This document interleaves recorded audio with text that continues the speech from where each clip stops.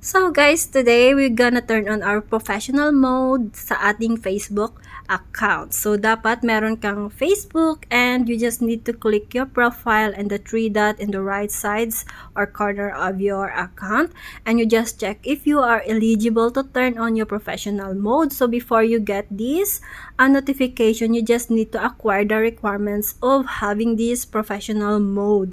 So as far as I know, dapat magkakaroon ka po ng 1,000 followers in your Facebook account para mabigyan ka ng notification that you are eligible to have this professional mode within 60 days. Dapat meron ka pong 1,000 followers. But in some way, in other cases, nag-invite din po sila ng professional mode if one of your reels videos are meron na siyang above 1,000 views. So that means humahatak po siya ng views at malakas po siyang humatak ng views. And for your information, you can easily ma-acquire ito if your Facebook account is naka-public. So before, kasi naka-private ako for how many years of my Facebook, kaya hindi ko na re-reach kaagad yung 1,000 followers. But kung matyaga ka naman, 1 week lang po yan, makukuha mo na yung 1,000 followers. So now, let's get to the point. Turn on your professional mode. And of course, before you turn on your professional mode, you just need to bear in your mind that all these mga cheche-borecho nila, you just need to read this properly.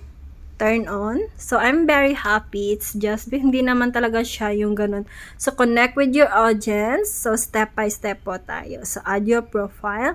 So, since okay na po siya, finishing. Tell people about yourself and use your professional tools with your, so, add details about yourself. So, wait for them. You just need to create new content kasi expressing, sabi dito, create new content, start expressing yourself, and unlock insight about your audience. Then, babalikan mo lang yun to make it completed. So, step 1, okay. So, connect with your audience, sabi ni step 3, and finishing up. So, I guess, we already, ayan na, complete na po siya. So, establish your presence, 3 of 3 steps complete.